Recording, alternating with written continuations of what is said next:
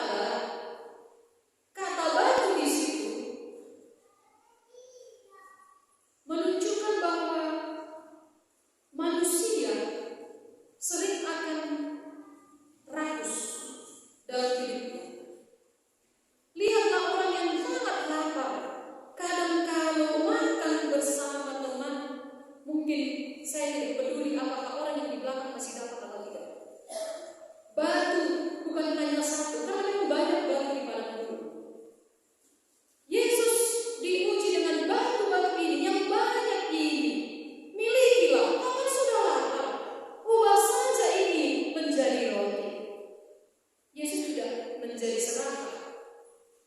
Yesus tidak menjadi serakah, pengen makan banyak, walaupun ada banyak tersedia.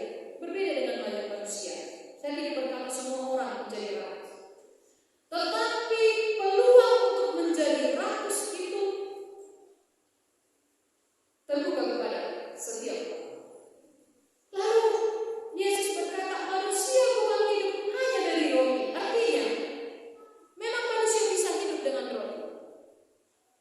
Allah yang mengolahkan kita ini bukan hanya karena roti manusia hidup. Lalu jangan kita bilang, ialah inang. Ada bakso yang bisa dimakan, ada mie, ada nasi, ada gandum, ada jagung, ada singkong, dan lain sebagainya. Tujuannya bukan itu. Bahwa hidup manusia yang sesungguhnya bukan hidup yang hanya mementingkan kebutuhan jasmani saja, tetapi dari setiap firman Tuhan yang keluar dari mulut Allah. Kehidupan kita di dunia tidak diukur dari seberapa banyak, seberapa enak, seberapa bervariasi, seberapa mewah makanan dan minuman yang kita konsumsi. Tidak. Tetapi hidup yang sesungguhnya adalah hidup yang harus sejalan, seimbang. Kehidupan beriman, rohani kita dari firman Allah dengan kehidupan jasmani. Kenapa harus berimbang? Kenapa harus berimbang? Karena memang tidak bisa tidak. Ada yang ngantuk hari ini, mungkin di gereja sekarang ketika saya berkhotbah ini, mungkin juga dipengaruhi karena terlalu kenyang tadi, atau bahkan sebaliknya belum makan. Terlepas mungkin kurang tidur. Tetapi saya mau berkata bahwa memang kehidupan ini selalu digoda. Bagaimana kita menyeimbangkan kebutuhan jasmani kita harus dibarengi dengan mencukupkan kebutuhan rohani kita. Dan pengalaman isi pengalaman, jangan kita merasa hidup kita yang paling enak ketika makanan enak-enak kita nikmati secara duniawi. Jasmani kita jangan-jangan karena kita tidak dibarengi dengan keseimbangan akan kehidupan beriman kita, seunang do atas nama kita bagi kita paksa. Makanan godaan-godaan di luar sana, kenikmatan duniawi bahkan membuat kita tidak sanggup lagi merasa bahwa pentingnya iman kehidupan kita bersama.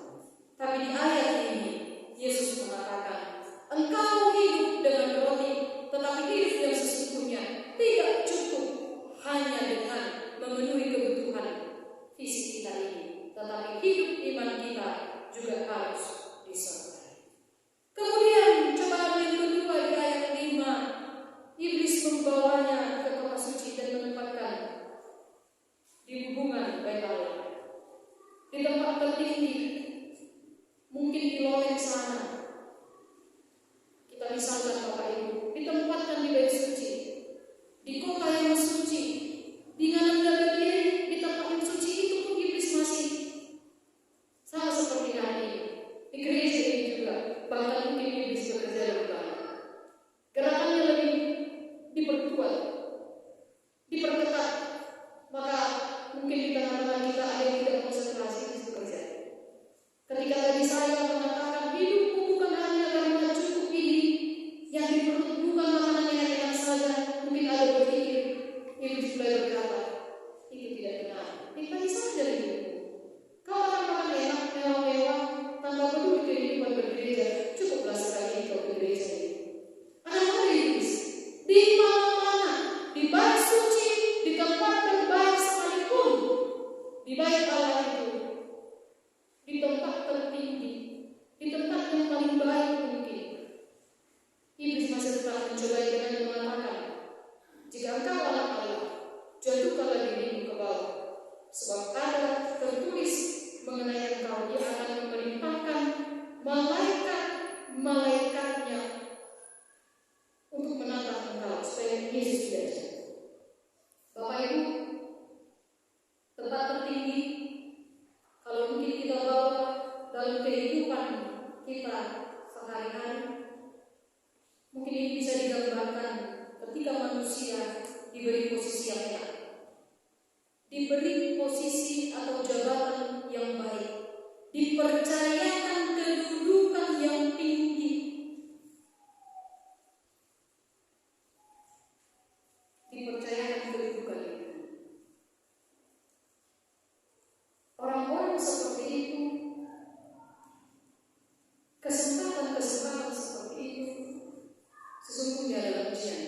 bagi orang-orang percaya. Ada yang khas sebenarnya Bapak Ibu dari perikop ini, bahwa sebenarnya terkesan iblis juga meyakini ada Tuhan. Iblis juga mempercayai bahwa ada Allah. Artinya dari kalimat-kalimatnya saja iblis berkata, jika engkau anak Allah. Ternyata iblis juga tahu ada Allah. Mau anak minimal tahu, jatuhkanlah diri. Karena malaikat-malaikat Allah, malaikat-malaikat Tuhan itu akan menangkap engkau supaya engkau tidak percaya. Tetapi saat Yesus kepada iblis di ujian atau pencobaan yang kedua, Yesus berkata kepadanya, ada pula tertulis, janganlah engkau mencobai Tuhan Allahmu. Iblis juga tahu bahwa Yesus adalah anak Allah. Ada tertulis, artinya Bapak Ibu, dari masa perjanjian lama pun cobaan-cobaan itu, pengkhianatan itu, ketidaksetiaan itu, tindakan kesemena-menaan itu, ujian-ujian oleh iblis itu sudah pernah terjadi. Jika kita mengingat tadi ayat yang dibacakan dari Kejadian pasal 2 dan pasal 3 itu, yang dibacakan oleh PL2 tentang jatuhnya Adam dan Hawa ke dalam dosa. Ketika melihat yang enak, ketika melihat yang indah, ketika melihat yang meyakinkan, bahkan ketika itu dilarang, justru orang selalu mencoba-coba untuk melanggarnya. Makanya sering ada perkataan di luar sana, peraturan itu dibuat untuk dilanggar. Karena sudah tahu, jangan kau cobai aku. Sudah tahu ada peraturan, tetapi manusia saya dicolok-coloki. Sudah tahu tetapi masih mendekat. Akhirnya ya terbakar. Sudah tahu ada peraturan itu. Lalu Yesus berkata, jangan engkau mencobai Tuhan Allahmu. Tapi jangan kita pelintir pemahaman kita. Oh, ternyata iblis juga punya masalah. Tidak. Ini mau menunjukkan bahwa memang Yesus yang mulia itu, Allah dan Roh Kudus yang agung itu, memang melebihi dari kemuliaan dan keagungan Allah. Sekalipun iblis diizinkan oleh Roh mencobai Yesus itu, bukan menunjukkan seolah-olah setara iblis dengan Yesus. Justru tidak. Iblis diyakinkan, diingatkan kembali, jangan engkau mencobai Tuhan Allah. Pencobaan yang ketiga di ayat 8, dan iblis membawanya pula ke atas gunung sampai sangat tinggi dan memperlihatkan kepadanya semua kerajaan dunia dengan kemegahannya. Bapak Ibu, tidak ada orang yang mencita-citakan hidupnya atau selalu tenang dalam kehidupan yang berkekurangan. Kita selalu mencoba berjuang untuk hidup berkecukupan setidaknya, kalau tidak boleh berkelimpahan.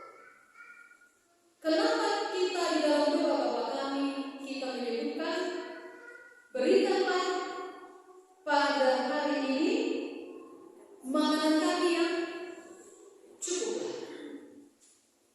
Cukuplah. Kita tidak pernah diajarkan untuk memilih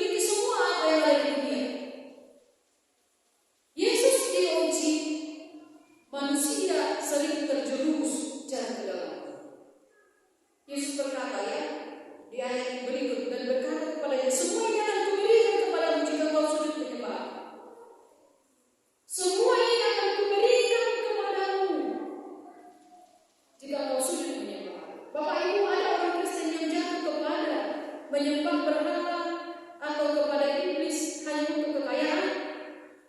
Ada? Ada. Ada yang mempersekiankan Tuhan yang dia yakini, yang menciptakan dia, memelihara kehidupannya hanya untuk kekayaan. Ketika kemegahan ada di sana, banyak orang berusaha untuk meraihnya, bahkan dengan cara-cara yang Tuhan tidak izinkan, yang Tuhan tidak inginkan. Kita cenderung manusia. Kalau aku ditawarkan kemewahan di sana, siapa yang mau menolak? Banyak. Sudah ada hartanya, lalu ada tahtanya, lalu ada wanitanya. Ya kan? Sering terjadi. Sudah ada harta dikasih Tuhan. Dia sudah kaya raya, sudah punya istri, punya anak, punya harta di mana-mana, bisa dikatakan demikian. Lalu dipercayakan lagi, entah dengan cara curang atau jujur, menjadi kepala daerah misalnya, atau anggota DPR dan lain sebagainya. Lalu ada tahta di bawahnya. Selalu, atau saya mau katakan banyak yang punya harta dan tahta diiringi dengan ada wanita. Ini ujian besar, Bapak Ibu. Ini ujian besar. Sesungguhnya makanya dikatakan jangan coba-coba berdoa kepada Tuhan meminta harta dan tahta kalau kita tidak bisa mengendalikan diri untuk tidak turut dengan wanita. Selalu dibalik. Kenapa? Karena manusia yang dia pahami hidupnya adalah seperti tadi ayat-ayat yang di atas. Roti cukup. Dan perlu Bapak, tidak perlu lagi Tuhan itu dalam kehidupanku. Yang penting aku mewah, yang penting hidupku megah. Akhirnya ketika harta sudah ada, tahta dipercayakan, akhirnya terjadilah wanita-wanita yang lain. Lalu apa yang harus kita lakukan?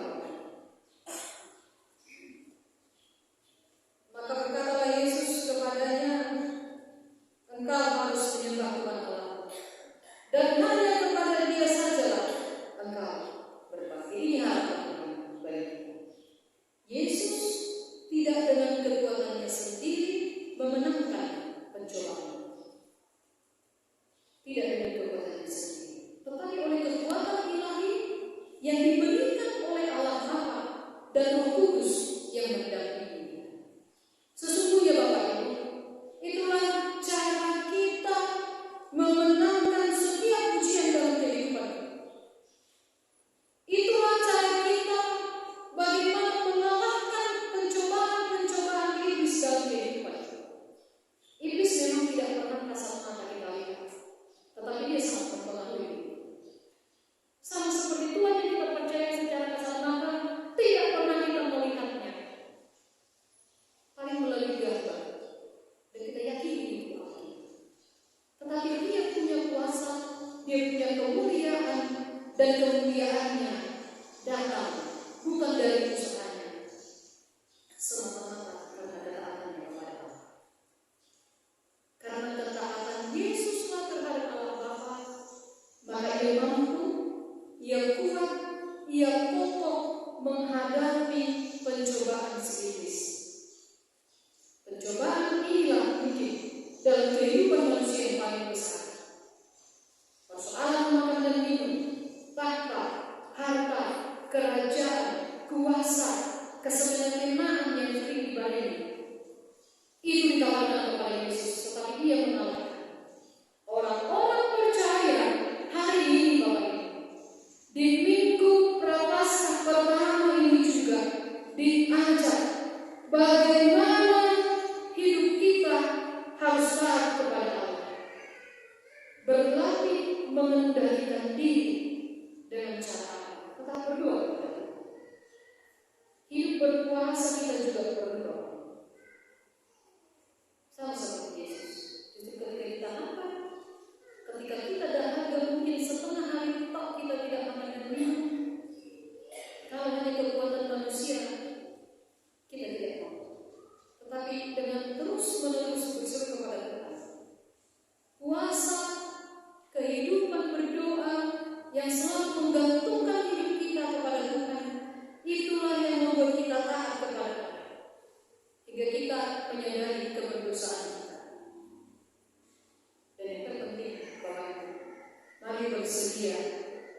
diproses oleh Tuhan menjadi manusia-manusia, menjadi orang-orang percaya yang taat kepada Dia. Dengan demikian kita akan memenangkan setiap bentuk pencobaan yang hadir dalam kehidupan kita. Kita berdoa. Bapa kami yang di dalam surga, kami bersyukur pada siang hari ini karena Kau menyapa kami.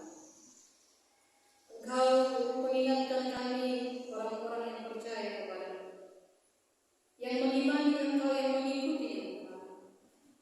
Mengingatkan bahwa kehidupan kami di dunia ini bagaikan gurun pasir yang